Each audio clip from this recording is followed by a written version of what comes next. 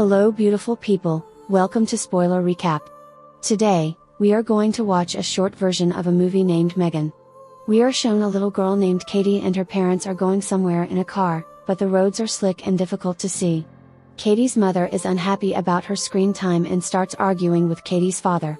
Katie's father stops the car for a moment, then a snowplow crashes into the family car, killing both parents. On the other hand, Katie's aunt, Gemma, works at Funky and is working on a new robot doll with Tess and Cole. The three of them attempt to put on a silicone face and test it, but the robot has a small glitch that makes her smile when she should be looking confused. However, their boss, David, comes in with his assistant Kurt to lecture the three of them. David wants them to create a less expensive version of the Perpetual Pets because their rival businesses are releasing toys that are similar to the Pets at prices that are lower than the Pets' current price, until Gemma tells him about her project. Model 3 Generative Android, aka M3GAN, is designed to be so advanced that it is impossible to duplicate her. While conducting a demonstration for David, Cole discovers that he did not include the polypropylene barrier on M3GAN, resulting in her explosion. And David gives the three orders to have a new Pets pitch by the deadline. Gemma then receives a call from the hospital. In the following scene, Gemma takes on the role of Katie's temporary legal guardian because of her sister's death. Gemma made an AI, named Elsie, for her home, along with some other collectibles that she keeps Katie from touching or playing with. Before Katie goes to sleep, she asks Gemma to read her a bedtime story, but Gemma doesn't have any children books for her. Then Gemma simply downloads an app on her phone so that she can read Katie a bedtime story. The next morning, a therapist named Lydia visits Gemma and Katie. After observing the two of them interacting with each other, Lydia tells Gemma that Katie's grandparents from her father's side have offered to take custody of Katie so that she can live with them in Jacksonville, which Gemma does not seem comfortable with. The following evening, Gemma has some work to do, so she promises Katie that she'll spend time with her after she finishes her work, but she realizes that hours have passed since she left Katie alone all by herself. Gemma apologizes to Katie and tries to connect with her. Katie shows Gemma a monster drawing that she made and explains what each parts are. Gemma then shows Katie a robot she made for college called Bruce that she uses gloves to control. Katie says that if she had a toy like Bruce, she would never need another toy. She is in love with Bruce. Gemma is motivated by this to finish M3GAN. After accomplishing the redesigns of M3GAN, Gemma takes Katie and M3GAN to attempt to formally show her off to Davis and the others. Gemma connects Katie to M3GAN, bringing her to life. M3GAN, made to be Katie's best friend, can talk and responds back to her. M3GAN then creates a drawing that doesn't show up until she drops water on it, revealing a flawless Katie portrait. David is impressed, so he tells Gemma to bring M3GAN to a meeting with the company's president so they can quickly develop and distribute additional M3GAN dolls. In the next scene, Gemma sits with Tess and Cole. They talk about how Tess thinks having a doll like M3GAN will make parents useless, despite the fact that M3GAN is very advanced. When M3GAN hears Gemma talk about Katie's parents' death, it activates. Gemma have to make herself the secondary user of M3GAN so that she can turn her off without Katie because her questions about death frighten the others. In the following day, Katie is outside playing with a toy bow and arrows. One of the arrow ends up on the neighbor side of the fence and M3GAN spots it through the hole. Dewey takes M3GAN by the arm and hair as she goes to get it. Dewey also bites Katie's arm when she tries to pull M3GAN away. After that, Gemma calls the police because Celia is so cruel and doesn't punish Dewey for hurting Katie. However, the police can't do anything because Celia says that Dewey was provoked. Later in the dark, M3GAN mimics Celia's voice to call out to Dewey. The next day, Gemma asks Katie's for permission to attend the board of directors demonstration, to which Katie responds that she is fine. But during the presentation, Katie breaks down in front of M3GAN and cries about how much she misses her parents and how she worries that one day she will forget them. M3GAN records Katie talking about a funny memory of her mother so that Katie can listen to it again whenever she wants to think about her mother.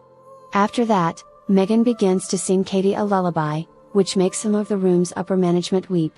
The president is impressed, and he talks to David and Gemma about getting M3GAN ready for launch. However, he tells them to keep her secret so that nothing about her will leak. Kurt, who David has frequently criticized, is stealing M3GAN's files for a different company without their knowledge. As times go on, Gemma realizes that Katie is listening more to the doll than her and is becoming overly dependent on M3GAN. Katie starts to cry during another session with Lydia, and M3GAN threatens to sue Lydia for making her cry.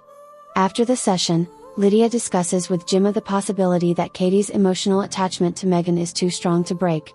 Since Katie's parents had homeschooled her, Gemma takes her to an alternative school's outdoor activity session to help her get used to the idea of going to school, and being around other real kids. Katie brings M3GAN with her despite Gemma's claims that she couldn't. When they arrives at the location, Gemma remains as a volunteer, and Katie is permitted to bring M3GAN to a table with other dolls by the school director. For a scavenger hunt, Katie teams up with Brandon, an older bully. Katie grabs a sharp bulb during the activity, which Brandon presses her palm into to injure her. Then M3GAN appears, and she does not respond to Brandon when he tries talking to her, so he grabs her and runs off.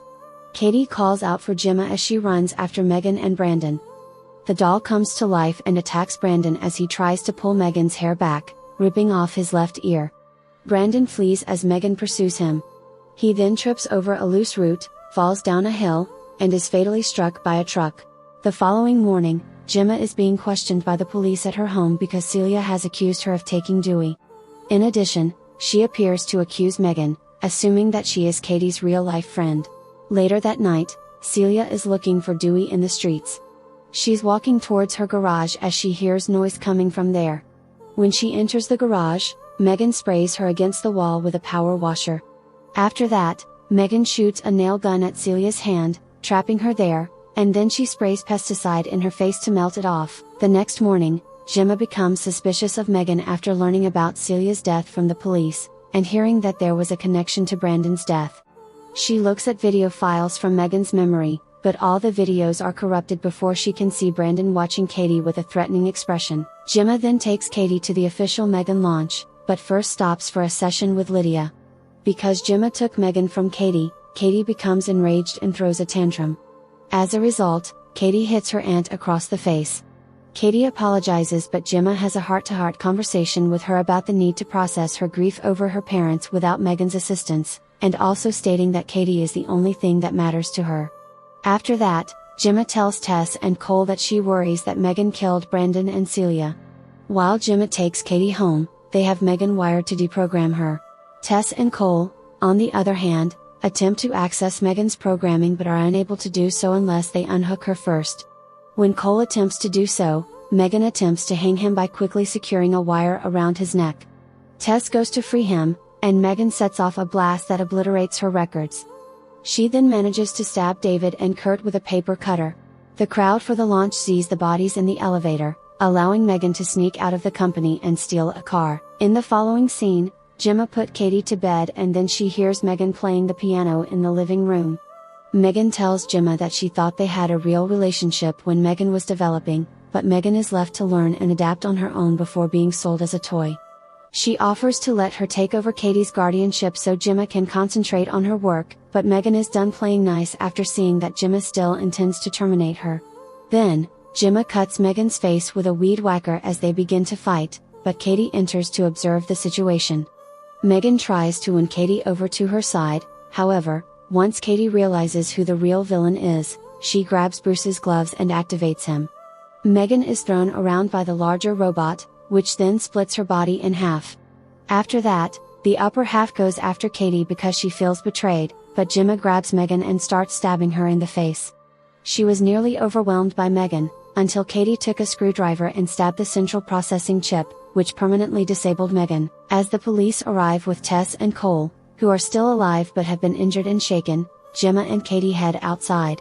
In the meantime, the kitchen LC device turns on and moves its head. This is where the movie ends. Thank you for watching. Like, comments, and subscribe for more videos.